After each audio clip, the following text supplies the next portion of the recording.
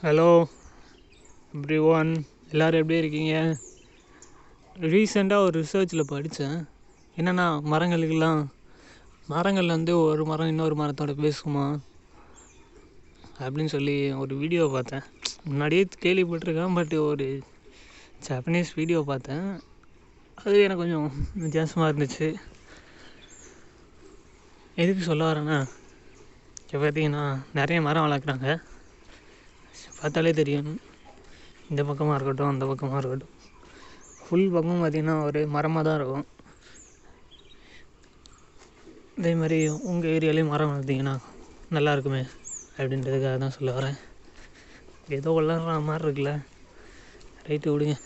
பார்த்தீங்கன்னா காலையில் மணி ஒரு 7:20 ஆகுது. அது அங்கே பார்த்திங்கன்னா சூரியன் வந்துட்டால நாள் இன்னும் குளிர தான் செய்யுது. லேபர் ஒருத்தர் உள்ளே போகிறாரு. பார்த்திங்கன்னா போய் மட்டாலிட்டி செக் பண்ணிவிட்டு வருவாப்பில்.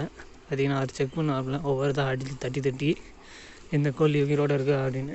கோழிக்கு வந்து பார்த்திங்கன்னா அந்த சவுண்டில் டக்குன்னு ரெஸ்பான்ஸ் பண்ணும்.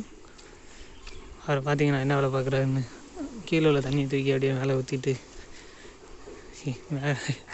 தண்ணியை தூக்கி வெளியே ஊற்றிட்டு இப்போ அந்த கையில் ஒரு பைப் இருக்கும், சப்டாங்கில் தண்ணி இருக்கான்னு செக் பண்ணுறாராம். செக் பண்ணிவிட்டு எல்லாரையும் தண்ணி இருந்துச்சுன்னா அடுத்த ஆள் தான் ஒரு கோழி செக் பண்ண போயிடுவார். அங்கே உள்ள ஒரு சப்டாங்க் இருக்கும், அங்கேயும் போய் செக் பண்ணுவார். செக் பண்ணிவிட்டு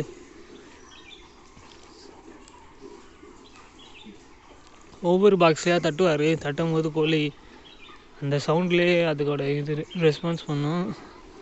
ஏதாச்சும் ஒரு கோழி சவுண்டு வந்தும் அசைவே இல்லாமல் இருந்துச்சுன்னா கண்டுபிடிச்சிடும், அந்த கோழி செத்து போச்சு அப்படின்னு தூக்கி மேலே வச்சுருவாங்க. சாயங்காலம் டே ஷிஃப்ட்டில் வரவங்க அந்த கோழியை எடுத்துகிட்டு போய் அறுத்து எதனால் செத்துச்சு அப்படின்னு சொல்லி ரீசன் கண்டுபிடிப்பாங்க. அதை மேனேஜர் சார்கிட்ட சொல்லுவாங்க. ஒரு நாளைக்கு ஒரு 10 கோழி 12 கோழி செத்தா ப்ராப்ளம் இல்லை. டெய்லியும் ஒரு 40 கோழி 50 கோழி அப்படி செத்துச்சுன்னா ரொம்ப ப்ராப்ளம் ஆயிரும். ஏன்னா இங்கே இருக்கிறது மொத்தமே ஒரு 6000 கோழி இருக்கும். ஒரு நாளைக்கு மொத்தமே சாகணும்னா ஒரு 10 கோழி தான் சாகணும். அதுக்கு மேலே எக்ஸ்ட்ரா சாகக்கூடாது. அப்படி செத்து அவ்வளோதான். ஏன் சரி அது சாகுது அப்படின்னு சொல்லி ப்ராப்பர் ரீசன் கண்டுபிடிக்கணும். டாக்டர்லாம் வருவாங்க. இங்கேருந்து பார்த்தீங்கன்னா அங்கே ஒரு ட்ராலி இருக்கும் பார்த்தீங்களா, இந்த ட்ராலி பார்த்திங்கன்னா ரொம்ப நாளாக ஓடாமல் அப்படியே இருக்குது. அது ரிப்பேர் ஆயிடுச்சு. சார்ட்டையும் சொல்லியாச்சு. சார் என்ன ரெஸ்பான்ஸும் பண்ணுற மாதிரி சார்கிட்ட சொல்லியாச்சு. அவர் பார்த்துப்பாரு. இனிமேல் அவரோட வேலை. உங்கள் வீட்டில் பார்த்திங்கன்னா தொல்லை அதிகமாக இருந்துச்சுன்னா இந்த மருந்து கொடுங்க. இந்த மருந்து இங்கேயே சரியாக வேலை செய்ய மாட்டேங்குது, இருந்தாலும் உங்கள் ஏரியாவில் வேலை செய்தான் அப்படின்னு சொல்லி பார்த்து பாருங்கள். பார்த்திங்கன்னா 60 ml அப்படி கொடுப்பாங்க ஒரு 2 லிட்டருக்கு. அப்படி தான் இங்கே கொடுத்துட்ருக்காங்க. நாங்கள் கொடுக்கல, இன்னொருத்தவங்க கொடுத்துட்ருக்காங்க. ஈத்தெல்லாம் இருந்துச்சுன்னா இந்த மருந்து போட்டு பாருங்கள். வீட்டில் இல்லை, நீங்கள் ஆடு மாடு கோழி ஏதாச்சும் வளர்க்குறீங்கன்னா அப்போது இந்த மருந்து கொடுத்து பாருங்கள். வீட்டில் ஈத்தல் அதிகமாக இருக்குன்னா இதை கொடுத்துறாங்க, அது பெரிய பிரச்சனையாயிரும். இந்த மாதிரி ஆடு மாடு கோழி வளர்க்கும் போது நீங்கள் கொடுத்து பாருங்கள், கரெக்டாக இருக்கும்.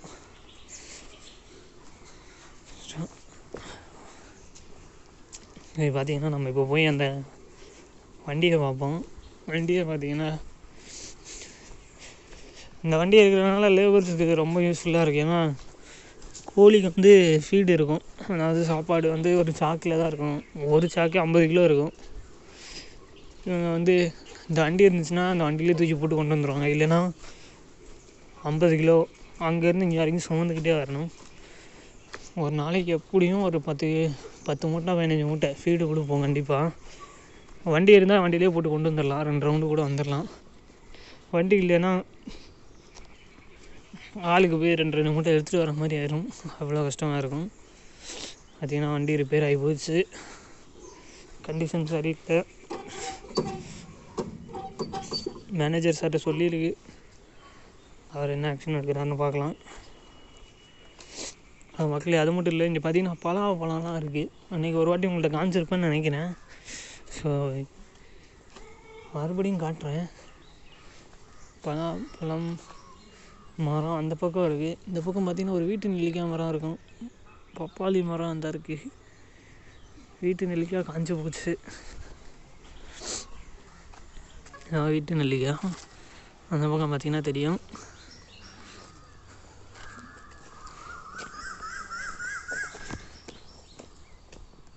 பலாப்பழம் மரம் அந்த அங்கே இருக்குது.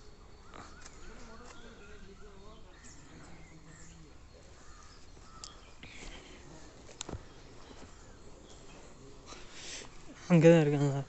இந்த பக்கம் பார்க்கும்போது சரியாக தெரியல. இன்னொரு நாள் நான் உங்களுக்கு உள்ளே கூட்டிகிட்டு போய் நல்லா தெளிவாக காட்டுறேன்.